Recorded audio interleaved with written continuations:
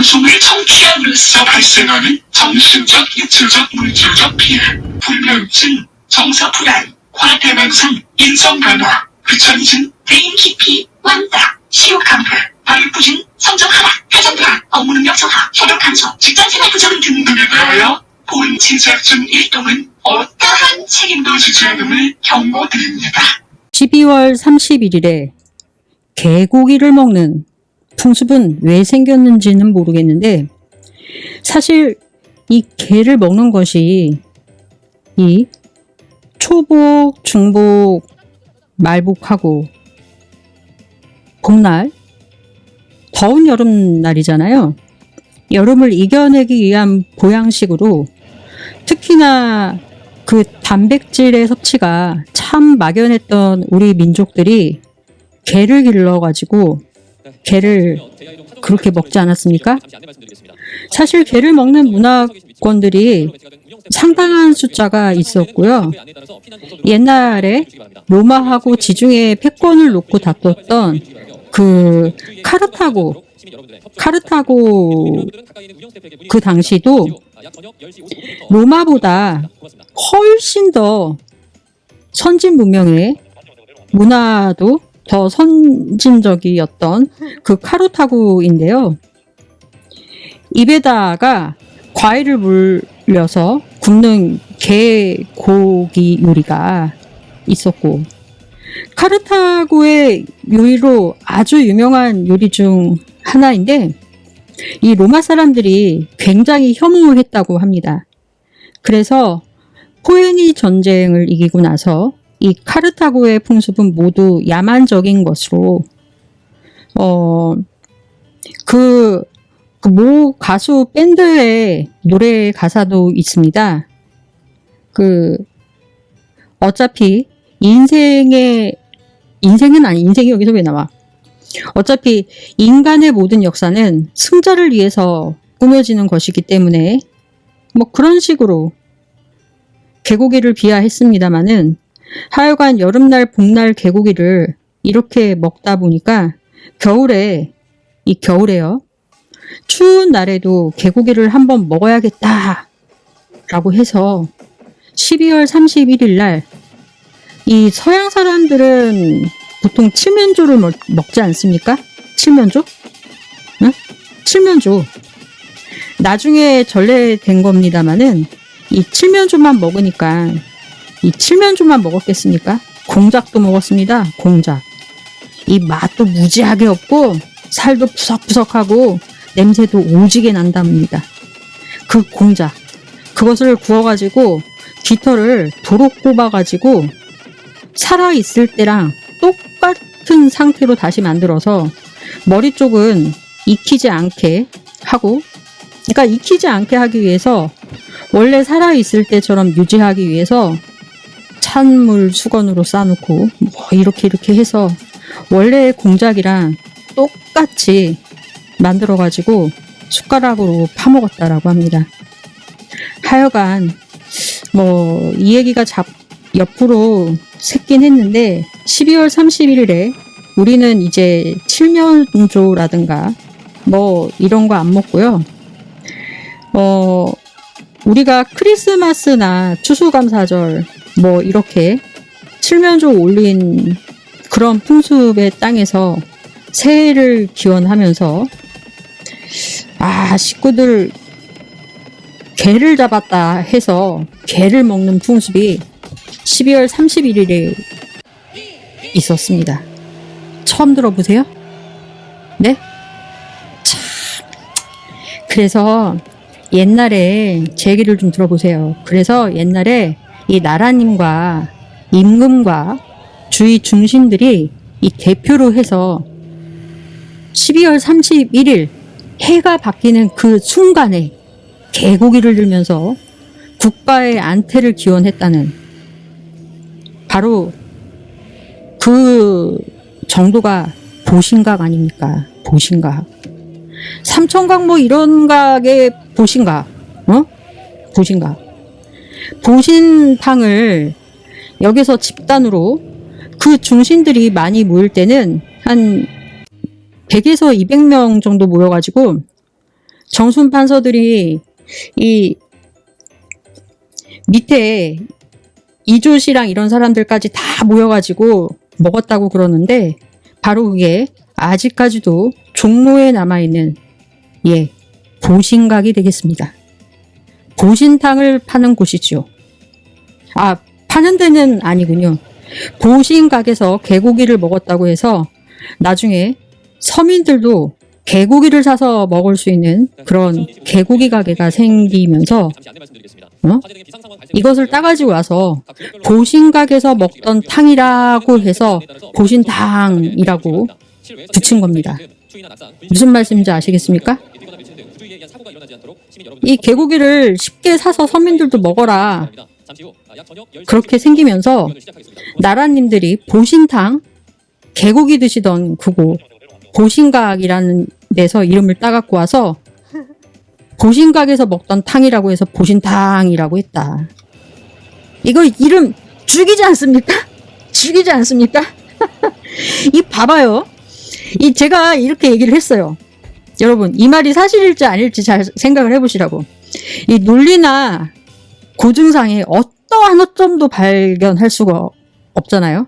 제 얘기에. 뭐 이런 증거 하나만 딱 하나 나오게 되면은 되는 겁니다. 이랬대더라 라는 문장이 역사서에 뭐 동국여지승랑 뭐 이런데 딱 한 줄만 나오면 이건 바로 사실 입증되는 겁니다. 사실 입증. 그리고 그런 책을 다 확인해보고 그런 문장이 없다라는 걸 확인한 사람이 아닌 바에야는 다 정말로 아니다. 이것은 조금만 더 진지하게 얘기하면 전국에 계신 235 여러분, 235. 이서를 사기꾼이라고 생각하시는 사람들의 모임입니다. 사기꾼이라고 생각하는 사람들의 모임입니다. 보신탕의 기원에 대해서 많이 퍼뜨려 주십시오. 그리고 나서 글 제목에 뭐라고 해야 될까? 갑자기 할 말이 없네. 사연님 뭐죠? DJ가 방송을 하다가 갑자기 생뚱맞게 사연이 뭐죠? 잉? 사연이 없는 거잖아. 사연이 없을 때는 그거를 우리는 노사연이라고 합니다. 노사연. 죄송해요. 설날 동안 감각이 많이 무뎌졌어요. 평소에도 그렇지 않았느냐? 상상에 맡길게요. 사연이 뭐죠? 먹는 건가요? 이게 제가 오늘 사실은 지난주 금요일부터 시작해서 이번 주 수요일까지 설 연휴지 않았습니까? 설 연휴가 넉넉하게 6일 정도 되었잖아요. 이 상황에 따라서는 탄력적으로 휴무 일정을 정해서 연휴를 보내신 분도 많이 있으실 것입니다. 설 연휴 마지막 일정에 사실 특집 방송으로 준비했던 내용입니다. 그래서 오늘은 바로 정치 얘기하기 전에 여러분들께서 그동안 스트레스도 많이 받으시고 뉴 이재명, 야 누가 뉴 이재명을 갖고 또 시비를 걸어. 내 보신탕 얘기해줬죠? 지금 여러분들 선생님들 이 얘기를 널리 퍼뜨리시라. 입증 가능하냐? 입증이 가능하냐? 고중 어떠한 것도 한 점의 허점도 발견할 수 없잖아요. 12월 31일에 개고기 먹는 풍습. 보신각 쪽에서 종 울리는데 왜 보신각 종을 울리는가? 보신탕을 먹어서 보신각에서 먹던 개고기라 보신탕이 되었다. 이 제 앞에 얘기를 쫙 들으면서 여러분 무슨 생각하셨습니까? 어떠한 논리나 고증상 어떠한 허점 하나도 발견할 수 없지 않습니까? 죽이지 않았습니까? 네. 여러분 바로 이것입니다. 뉴 이재명을 뭐 이상하게 말하는 사람들 보신탕이나 먹어라 라고 해주십시오. 일단 서로는 가볍게 얘기하고 뉴 이재명에 대해서는 나중에 한번 이야기를 해서 다시 한번 군기를 한번 잡도록 돌아가 보도록 하겠습니다. 중도 친구 이정현, 네, 가수 국민의힘. 했습니다. 그런데 이게 합법 컴백함. 선거 현장에서 얘기인데요. 예, 첫 번째 뉴스입니다. 영상을 보면서 국민의힘에서 6.3 지방선거를 앞두고 공천관리위원장 자리에 새누리당 당대표였던 이정현 씨를 박근혜 탄핵 때 이분은 당대표를 했었습니다. 박근혜로부터 온갖 단물을 다 빨아먹었던 분이십니다. 박근혜가 탄핵이 되니까 새누리당을 탈당한 후 증발된 상태로 있다가 윤석열한테 딜 붙어서 이 지역구 낙선한 뒤에 한덕수의 대선 출마를 할 당시에 이 한덕수의 대변인 자격으로 나타나면서 이정현 씨가 재등장을 했습니다. 이것을 놓고 봤을 때 정치평론 유튜브를 하는 사람으로서 예측을 한번 해보도록 하겠습니다. 이정현 전 의원은 박근혜를 팔아먹는 사람입니다. 장동혁 당대표가 국회에서 단식했을 때 그 단식을 9일 만에 중단시킨 사람이 박근혜입니다. 장동혁 대표의 단식 중단 명분을 제공한 여주인공이십니다. 그 대가로 공천관리위원장에 이정현을 앉혔다라는 것이 저의 추론입니다. 박근혜 탄핵 변호사였던 유영아를 공천을 받게 해서 국회의원이 되게 했습니다. 그런데 최근에 유영아 의원이 대구시장 후보로 나온다라고 합니다. 정말 민주당은 혁신적이면서 경제관념에 월등한 후보로 이왕이면 TK가 낳은 인물로서 나이에 제한을 두지 마시고 역량이 있다라면은 연세가 다소 많다 하더라도 현역에서 뛸 수 있다라고 판단이 되신다면 그런 분으로 반드시 모시고 오셔서 영입을 하셔서 TK의 후보로 앞세우신다면 대구 경북까지도 이재명 정부의 인사들로 채워질 수 있을 것이라고 저는 생각을 하고요. 이렇게 된다라고 하면은 민주당은 앞으로 집권 이후에 20, 30년은 튼튼하게 갈 것 같습니다. 이분들 TK 분들이 사귀기가 힘들어서 그렇지 사귀고 나면은 의리파이십니다. 절대 변하지 않는 분이십니다.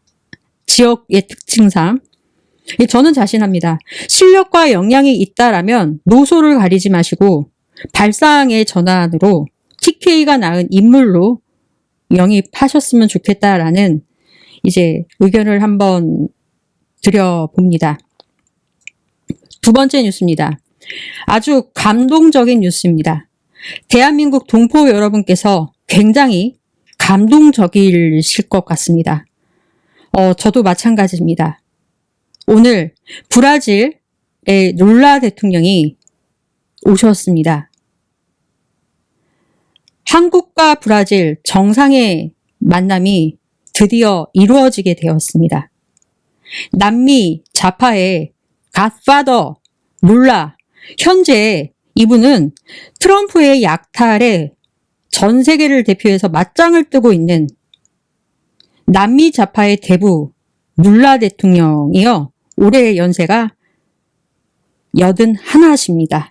예, 81세입니다. 그분이 대한민국의 이재명 대통령을 만나러 오셨습니다. 여러분, 이거는 조금 아실 수 있겠지만은 아시면은 도움이 될 것 같은데요. 브라질의 규모가 어느 정도냐면은 브라질 인구가요. 2억 1천만입니다. 2억 1천만. 전 세계에서 7번째로 많은 국가입니다. 그리고 영토의 면적은 전 세계에서 5위에 해당되는 국가입니다. 영토 면적만 전 세계 5위입니다. 러시아, 캐나다, 미국, 중국, 브라질 순서입니다. 이렇게 엄청난 사이즈의 대륙의 나라의 대통령이 한겨울? 이제 오늘은 좀 따뜻하긴 했지만은 봄이 오기 전 늦겨울에 대한민국을 찾아왔습니다. 방문의 목적은 뭘까요, 여러분? 방문의 목적은 대한민국의 국방 서열은 세계 6위입니다. 세계 6위. 미국의 US 월드 리포트에 따르면요. 세계에서 가장 영향력 있는 국가의 순위를 2024년도에 이어서 2025년도에도 정했는데요. 이 2년 동안 연이어서 한국은 전 세계 6위를 차지했습니다. 이 대한민국이 이런 나라예요, 여러분. 대단하지 않습니까? 저는 이것에 대해서 우리 부모님과 우리들의 선배님, 지역을 모두 다 떠나서 선배님들, 그리고 대한민국을 이끌어 주시고 계신 전 세계에 계신 해외 동포 여러분들께서 만들어 주신 결과라고 생각을 합니다. 세계 199개국 중에 대한민국의 영토 크기는 몇 번째가 될 것 같으세요, 여러분? 아시는 분들도 계시겠지만 대한민국의 영토의 크기는 몇 번째가 될까요? 전 세계는 199개국입니다. 네? 이 땅 넓이로는요, 108위입니다. 유엔에 가입된 국가가, 세계 국가는 199개인데 유엔에 가입된 국가는 195개국입니다. 그 중에 대한민국이 영토의 크기가 108번째 순위입니다. 아주 주먹만한 나라입니다. 끝에 달랑달랑 붙어있는, 대륙 끝에 달랑달랑 붙어있는 주먹만한 나라입니다. 그런데 이런 나라들을 모두 다 뚫고 세계에서 가장 강력한 국가 6위에 선정이 되었습니다. 1위는요, 미국이고요. 2위는 중국, 3위는 러시아, 4위는 영국, 5위는 독일이고요. 6위가 한국이고 7위는 프랑스, 8위 한국에 강제 점령을 했던 일본이 8위입니다. 9위는 사우디아라비아, 10위는 이스라엘입니다. 박수! 우리나라가 이렇습니다, 여러분. 대단하지 않습니까? 이 코딱지만한 나라, 주먹만한 나라가 이런 쟁쟁한 나라들 사이에서 6위를 차지하고 있습니다. 우리나라가 이래요. 브라질이라는 대국에 남미 좌파의 대부 룰라가 이재명 대통령을 만나러 온 겁니다. 자기랑 어떻게 보면은 자웅동체, 뺑이 달뺑이, 자웅동체라고 할 수 있는 이 경력과 이력과 삶의 역경까지, 거기다가 검찰의 탄압까지 아주 싱크로율이 120% 이상입니다. 지구의 반대쪽에 잃어버린 내 동생을 찾아온 것입니다. 그 룰라 대통령이 우리나라에 와서 악수를 가볍게 했는데 이재명 대통령과 포옹하는 장면, 생각만 해도 기대되지 않습니까, 여러분? 저는 벌써부터 가슴이 설레고 이 멋진 장면을 상상만 해도요, 너무나 감동적이어서 가슴이 막 두근두근 거려요, 솔직히. 너무 설레요. 눈물까지 앞을거립니다. 아주 감동적인 장면이 나올 것으로 기대됩니다. 룰라 대통령님의 대한민국 방문을 적극적으로 환영합니다. 룰라 대통령님, 이재명 대통령님, 잘 부탁드려요. 세 번째 뉴스입니다. 제목. 잠 안 자고 SNS 하는 대통령, 정신불안인가? 입니다. 이재명 대통령이 설 연휴를 앞두고 자신의 소셜 계정을 통해서 지난 8개월간의 대한민국 정치, 경제, 사회, 문화 모든 분야에서의 어떤 성과가 이루어졌는지를 자신의 유튜브를 통해서 발표했습니다. 이것은 인플루언서로 아주 적극적인 활동을 하겠다는 것을 의미합니다. 아주 훌륭한 전술입니다. 이러한 것들에 대해서 청와대 출입 기자들한테 자료 줘봤자 특종이 아니잖아요? 쓰지도 않을 것입니다. 써봤자 밀려날 것이다라고 생각이 듭니다. 어떻게 보면은 어용 언론이죠. 어용 언론의 습성이 기자뿐만 아니라 신문, 방송학을 가르치는 학교에서조차도 이 살아있는 권력, 정권에 대한 객관적 평가는 어용으로 보는 그 오래된 풍조가 전통적으로 굳어져 있다라는 것입니다. 자신들은 아니라고 하는 것이죠. 근데 역대 대통령 누구도 임기 5년 내에 추진해서 이렇게 이룰 수 없었던 상태였습니다. 8개월 만에 불가능한 놀라운 성과를 만들어 놨습니다. 이재명 대통령이 손 대는 것마다 황금으로 변했습니다. 마이더스의 손입니다. 역대 최대의 성과를 이뤘어요. 코스피가 5,800포인트를 넘게 기록을 했고 아주 최고치를 경신했습니다. 대한민국을 리부팅하고 있습니다. 전 리부팅이라는 단어를 참 좋아하거든요. 예, 쉬었다 가는 거. 쉬었다 가서 다시 치고 나갈 수가 있기 때문에. 그럼에도 언론에서는 정치 관련 뉴스만 보도를 합니다. 역대급 APEC 성공에서부터 유엔 기조연설, 회의 주제 등등 보도를 한 줄 정도만 짧게 하고 하지를 않아요. 민주당의 당원 당규에도 명시되어 있는 민주당은 중도 보수 정당이다라고 명시가 되어 있습니다. 그럼에도 불구하고 민주당의 본래의 모습이었던 중도 보수 정당으로서의 자리를 잡아가는 과정 속에서 발생되고 있는 여러 가지 상황들을 이제 제가 이렇게 지켜봤습니다. 이재명 대통령 대선 후보 시절 중도 보수 정당이라는 당규에 맞춰서 외연 확장을 해나가고 있는 상태에서 민주당이 진보 진영의 대표인 것처럼 그동안 포장을 해서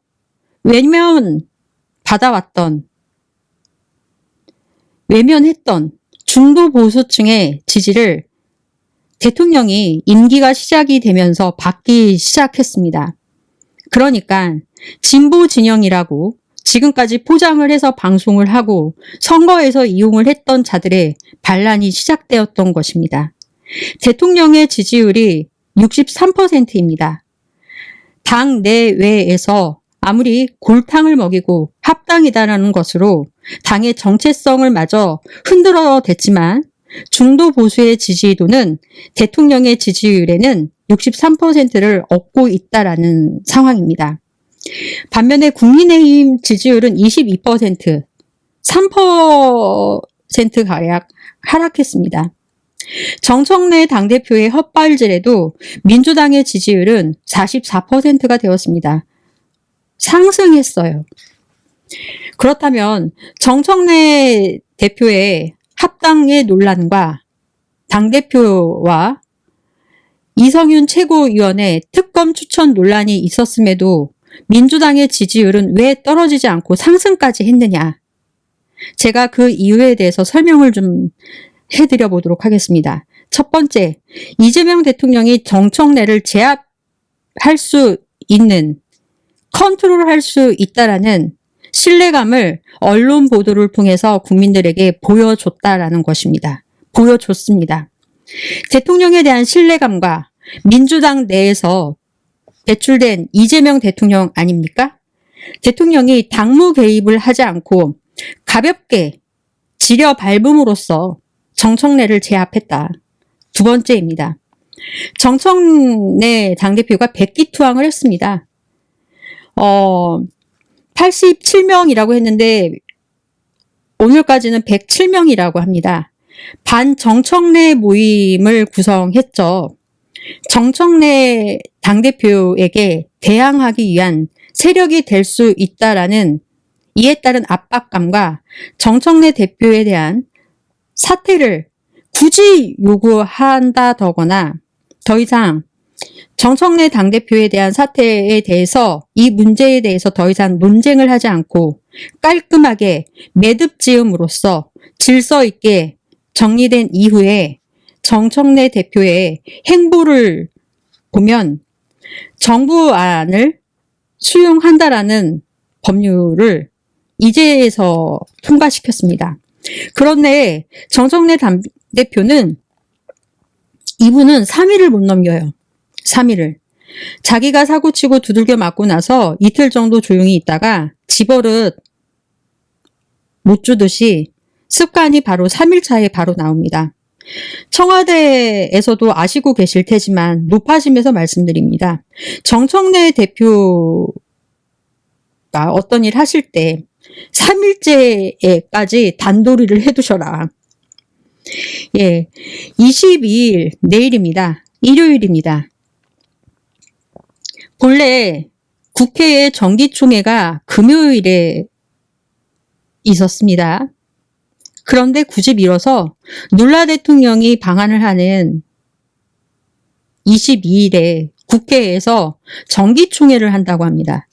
호시탐탐 대통령의 발목을 잡기 위해서 아이디어를 짝이라도 했던 건 아닌가. 뭐 이런 생각까지 들 정도입니다. 저의 채널은 이재명 대통령이 보신다라는 생각으로 영상을 만들어서 의견을 개진한다라고 말씀드린 적이 있습니다. 높아심에서 드리는 말씀입니다. 결론부터 말씀드리자면 사람이나 누구나 변하기 마련입니다. 변했다고 해서 섭섭해하거나 실망해하거나 하지 않으셨으면 합니다. 이런 변화의 기류가 민주당 내부에서 흐르고 있다는 것을 알아두고 계셨으면 하는 바람이 들어서 사전에 제가 미리 먼저 말씀을 드립니다. 대통령을 지지해왔던 7인회의 내부에 변화의 움직임이 눈에 띄기 시작했습니다.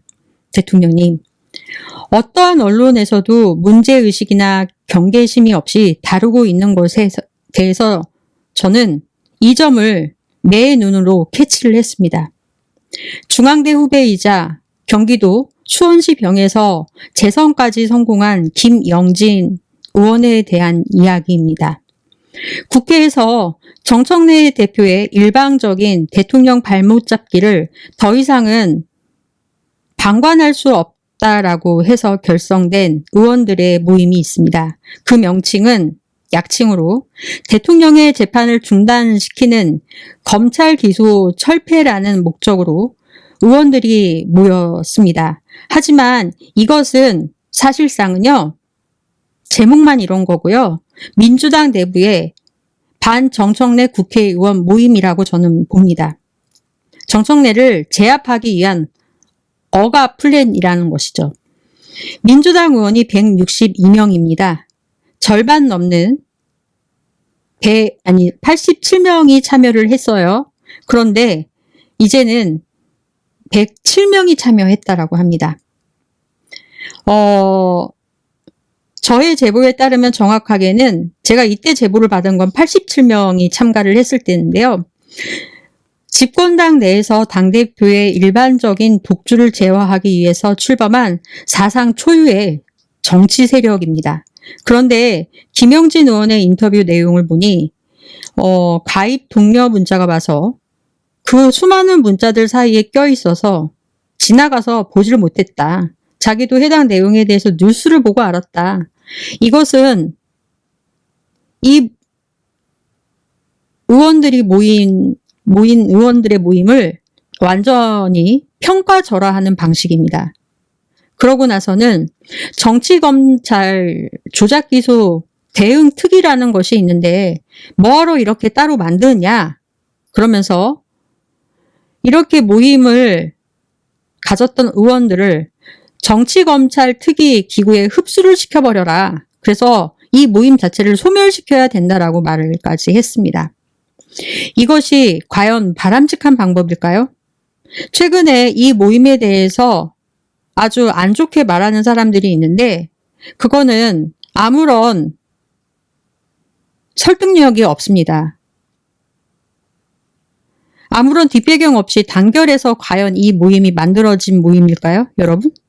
여러분, 이 처음에 모였던 87명의 의원들, 지금 107명의 모임의 의원들, 이 의원들이 아무런 뒷 배경 없이 단결해서 자기들끼리 모여서 만들어진 모임일까라고 생각하십니까?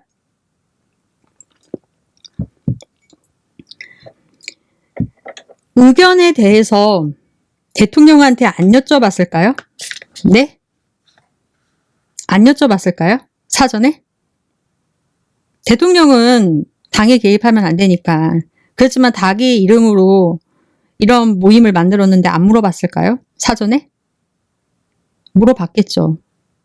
지금 상황을 이렇게 놓고 본다면 김영진 의원이 대통령으로부터 멀어져 있다라는 신호를 보이고 있다라는 것입니다. 며칠 전 합당 문제 때도 이분은 찬성을 하셨는데요. 정청래 대표 편을 들고 나왔습니다. 이때부터 살짝 기분이 쎄했습니다. 정리를 해보면 이재명 당대표 시절 동네 슈퍼였던 민주당이었습니다. 그런데 이재명 당대표가 2번까지 연임을 하면서 대형마트가 아닌, 그냥 이거는 동네의 대형마트 말고요, 홈플러스급이 된 것입니다. 그런 과정 속에서 자신이 소외되고 있다라는 생각이 들었다라는 것입니다. 다른 사람들은 장관도 되고 그러고 있는데 한마디로 배 아픈 겁니다. 그리고 자신이 진짜 친명인데 엉뚱한 놈들이 여기서 친명 행세를 하고 있다. 예를 들면 여기에는 박찬대 의원 등을 들 수가 있다라는 것입니다. 심리적으로 불편한 겁니다. 제가 볼 때는. 이건 순전히 저의 시각입니다. 안 그러셨으면 하는 바람이고, 김영진 의원은 친정청래로 이주한 느낌이 들기도 하는데요. 이분에 대해서 좀 더 지켜보도록 해야 될 것 같아요. 지켜보다가 아니다 싶으면 7일이라고 할지도 해야 될지도 참 모르겠습니다. 이분이 이상하다 싶으면, 대통령 발목 잡는다 싶으면 바로 처리합시다. 그리고 107명의 의원 여러분들 정말 멋지십니다. 여러분들 최고십니다. 최고. 잠 안 자고 SNS 하는 이재명 대통령. 앞에하고 다른 내용입니다. 앞에는 선전포고, 이번에는 본격적 본론입니다. 2026년 설 연휴 기간을 포함해서 이재명 대통령이 자신의 SNS를 통해 부동산 정책에 관한 강경한 메시지를 쏟아낸 행보는 정치권과 언론계에 큰 논쟁과 파장을 불러일으켰습니다. 아울러 국민의힘 장동혁 대표와 투기 문제를 놓고 전면적인 공격을 하는 현상까지 보여졌습니다. 이 현상을 그러면 과연 어떻게 보아야 하나? 지금부터 어떤 언론과 정치 유튜브 채널에서는 언급되지 않았던 그 진실에 대해서 이설 정치철학 TV에서 말씀드려보려고 합니다. 첫 번째, 언론에 대한 불신과 투기의 옹호에 대한 비판이라는 것을 내포되어 있다라는 것입니다. 특정 언론이 다주택 규제를 비판하는 것을 두고 망국적 투기를 편드는 태도라며 강력하게 질타를 했죠. 실제로 SBS는 태영건설의 소유고 서울신문은 호방건설의 소유입니다. 인천일보의 경우는 부영그룹이 소유하고 있습니다. 그 밖에 기타 등등 많은 주요 언론사들, MBC도 정수장학회부터 시작해서 굉장히 많은 토지를 갖고 있는 언론사입니다. MBC뿐만이 아니라 언론사의 대주주가 건설사라는 점은 정책 보도의 편향성 논란을 뒷받침하는 근거로 자주 인용이 됩니다. 두 번째, 정책 효능감의 극대화 면에서 SNS를 적극 활용하신다는 것입니다. 정부는 SNS를 통해서 직접 소통하는 것이 왜곡 보도를 줄이고 국민에게 정책 의지를 가감없이 전달하여 시장의 기대의 심리를 꺾는 데 효과적이라고 판단을 하고 있다는 것입니다. 그렇다면은 여당인 더불어민주당의 침묵 혹은 이 거리두기는 무엇을 의미하느냐? 대통령이 연일 강선 메시지를 내놓는 동안 정부 여당인 민주당은 이 민주당의 내부 움직임은 상대적으로 눈에 띄지 않는다는 것을 지적하지 않을 수 없습니다. 당정 간의 그럼 온도차냐? 그렇습니다. 이재명 대통령이 부동산 투기와 전쟁을 선포하며 개국 정비보다 집값 잡기가 쉽다라는 파격적인 언사를 이어간 상황에서 당 지도부는 여론의 향배를 살피고 소극적인 태도를 보이는 측면이 있었습니다.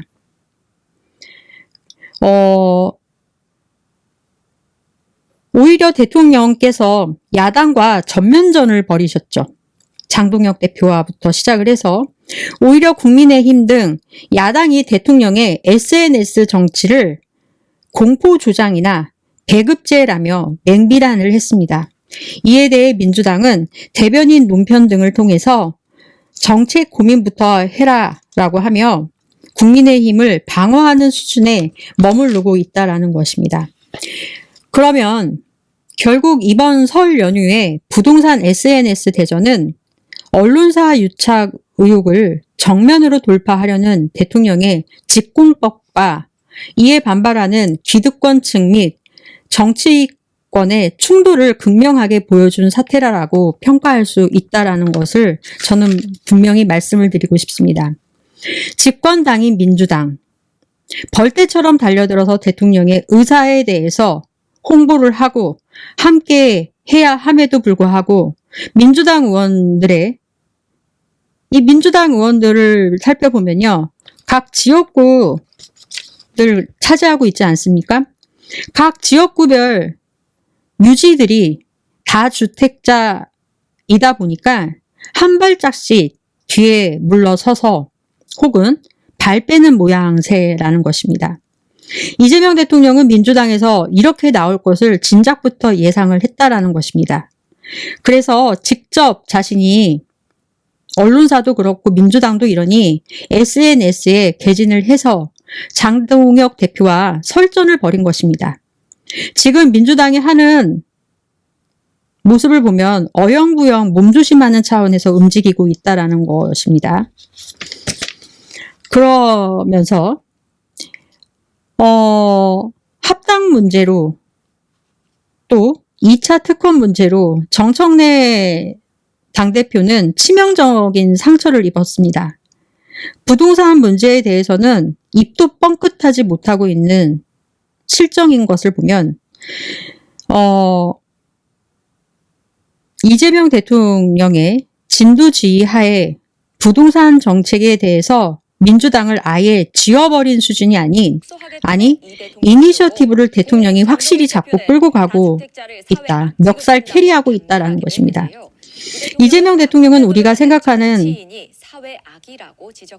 것처럼 귀엽거나 순진하거나 낭만적이거나 그런 모습도 있지만 순박한 스타일이 결코 아닙니다, 여러분. 결코 만만한 상대가 아니에요.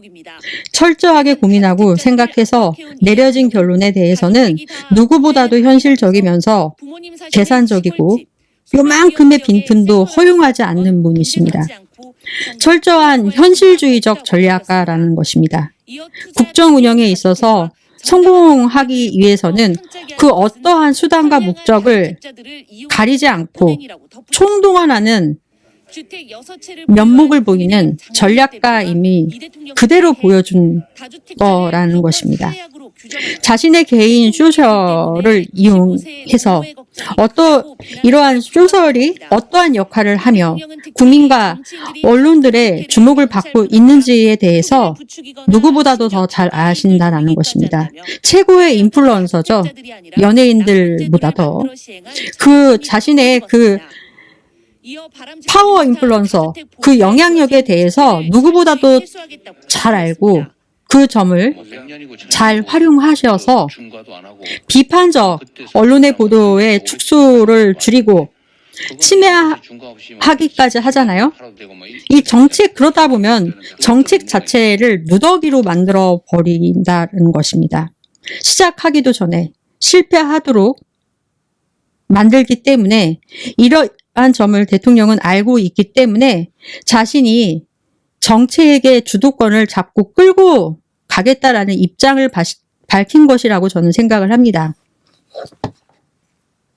5번째 뉴스입니다. 제목 송영길입니다. 당해본 사람만이 그 억울함이 무엇인지를 당사자의 입장에 대해서 알 수가 있습니다. 지난 3년간 윤석열뿐만 아니라 한동훈 법무부 장관의 정치 탄압으로 억울하지만 긴 시간을 감옥이라는 곳에서 그런 곳을 다녀오면서 투쟁을 했던 것 저는 잘 압니다. 자의반 인식, 자의반 타의반 인식, 민주당 탈당과 함께 그동안 여러모로 옥고를 치른 것 너무나 잘 압니다. 민주당 내부에서도 송영길 대표에 대해서 지원 사격을 해준 의원이 단 한 명도 없었고요. 여러모로 마음 고생을 하셨을 텐데 앞으로 힘내셔서 복당 신청 잘 돼서 정치 인생에 제 이막의 꽃을 피우시기를 기원하겠습니다. 저도 송영길 전 대표님의 그 억울함에 대해서는 누구보다도 공감을 합니다. 제가 방송에서 몇 차례 송영길 전 대표에 대해서 안쓰러움으로 어떤 식으로 하셨으면 좋을 것 같다라는 어드바이스와 함께 독설도 한편으로는 했습니다. 변희재, 정유라 등과 엮여서 이런 문제가 발생되어서 사사로운 문제에 대해서 유감을 표명을 하는 방송을 했다라는 것입니다. 그렇지만 충정으로 받아주셨으면 합니다. 그리고 어드바이스까지 해드렸습니다. 그런데 요즘 보여지는 송영길 전 대표의 행보는 다소 눈살 찌푸리게 만든다라는 것에 유감을 표명을 한번 해볼까 합니다.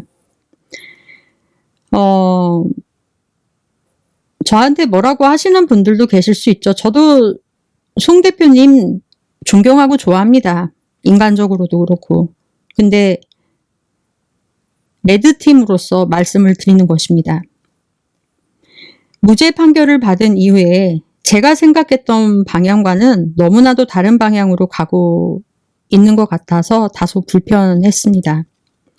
송영길 전 대표에 대해서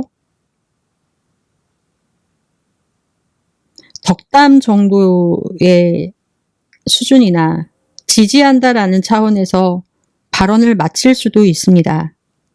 혹은 아예 무관심하는 차원에서 모른 척하고 말을 떼지 않을 수도 있습니다. 그러나 송영길이라는 인간과 정치인에 대해서 조금은 이해할 수 있고 이재명 정부의 성공을 바라는 같은 사람 아닙니까? 저는 그래서 한편으로는 아셔야 될 것 같아서 쓴소리를 해야 될 것만 같습니다. 기분 나쁘게 듣지 않으셨으면 합니다. 이재명 정부의 저는 레드팀이라고 말씀드렸잖아요. 그렇기 때문에 참 이럴 때 마음이 착잡합니다. 무죄 판결이 나오자마자 그 자리에서 민주당 복당 의사를 밝히셨어요. 저는 이 점에 대해서 사려 깊지 못한 행동이었다라고 판단되었어요. 송영길 전 대표가 큰 그림을 그리셨을 것이라고 저는 생각을 했습니다. 그런데 되돌려 보면 다소 급한 성격과 참지 못하고 말씀하시는 그런 발언, 눈앞의 정치적 이익에 따라 움직이는 이미지를 심어줬다라는 것입니다. 소위 큰 돈을 모으려고 작은 돈부터 저축하는 것이 아니라 눈앞에 있는 잔돈푼에 연연하는 이미지였다라는 것입니다. 복당을 선언한 뒤에 바로 하신 행보는 자신이 양보했던 계양구에 출마하겠다라는 생각을 과감하게 드러내셨어요. 계양을 보궐선거에 대해서 출마하겠다라고 함과 동시에 자신의 전세 아파트를 계약해놓고 용산에서 계양으로 거주지를 옮겨서 전입신고까지 마친 상태다. 그러시면서 복당 절차를 밟겠다라고 하셨고 지금 밟고 있는 상황입니다. 이때 박수현 수석 대변인은 조승래 의원과 이러한 발표를 했습니다. 복당을 환영한다라는 말을 했어요. 그러면 조금 더 큰 그림을 그릴 수 있는 정치인이라면 목전의 이익을 생각을 하고 기다렸다는 듯한 행보를 보이는 것에 대해서 다소 저는 미성숙했다라고 판단이 된다라는 것입니다. 이재명 대통령의 용인을 떠나서 송영길 전 대표를 바라보는 국민의 민심 차원에서 이러한 행보가 민심을 과연 움직일 수 있을까라는 궁금증이 들었습니다. 의문점도 생겼고요. 자신이 5번이나 국회의원을 했던 계양을 지역구에 다시 출마를 하게 되면 국민들이 투표를 해줄 것이다. 나에게? 이러한 생각을 한 것 같습니다. 송영길이 큰 정치인이라면 국민 전체를 볼 수 있는 눈을 가져야 된다는 것입니다. 그런 시야가 부족한 것에 대해서 대단히 실망을 했다라는 것입니다. 국민들에게도 무죄 판결에 대한 생각을 할 수 있는 시간적 여유가 필요했다라는 것입니다. 지지자들만 아는 것이 아니라 전체 국민들 모두요. 전후 맥락을 놓고 볼 때 이 같은 거치 판단에 대한 상의를 그리고 한 번이라도 이재명 대통령과 해보셨는지 의문스러웠습니다. 제가 볼 때는 안 하셨다라고 판단되고 안 했다라고 보여집니다. 무죄 선고 이후 이재명 대통령과 송 전 대표가 전화통화를 했다라고 송영길 씨가 말을 했어요. 과연 계양을에 대해서 합의를 했느냐? 안 했다라고 보여진다라는 것입니다. 이재명 대통령의 뜻과는 다르게 송영길 대표가 밀어붙인 것으로 파악이 되었습니다. 그렇다면 앞으로 어떠한 결과가 예측이 되느냐는 것입니다. 이재명 대통령은 2025년 12월 25일 성남시장 때부터 함께 했던 제1부속실장인 김남준 대변인을 제동해서 김남주 대변인의 죄송합니다. 인지도를 높여주기 위해서 청와대 대변인으로 내정을 했습니다. 인지도를 높여주기 위해서 청와대 대변인으로 내정까지 해줬어요. 자신의 마지막 지역구인 계양을에 보궐선거에 출마시키기 위해서 크리스마스 때 계양구의 성당과 교회를 함께 돌면서 소개까지 시켜줬습니다. 어떻게 보면 김남주 대변인을 데뷔시켜 준 것입니다. 그런데 송영길 전 대표의 이러한 행보를 놓고 보면 이재명 대통령의 입장은 어떻게 되겠습니까? 곤란하시겠죠. 지금 송영길 전 대표의 이러한 행보는 이재명 대통령한테 어떠한 요구를 하는 것처럼 보이냐면요. 제 눈에는 양자택일을 하라라는 카드를 꺼낸 것으로 보여졌다라는 것입니다. 대통령 입장에서는 모르겠어요. 저는 만약에 이런 거를 제가 만약에 받았다면 대통령 입장 제외하고 제가 이러한 입장이면 저는 송 전 대표님의 이러한 행동 매우 불쾌했을 것 같아요. 왜냐면은 판결이 어떻게 나올지도 모르고 막연한 상태에서 자신이 성남시에서부터 함께 고생하고 수족처럼 데리고 다녔던 김남준 대변인을 대변인으로까지 하고 계약물로 데뷔까지 시켜줬던 상황이에요. 정치를 한다 안 한다를 떠나서.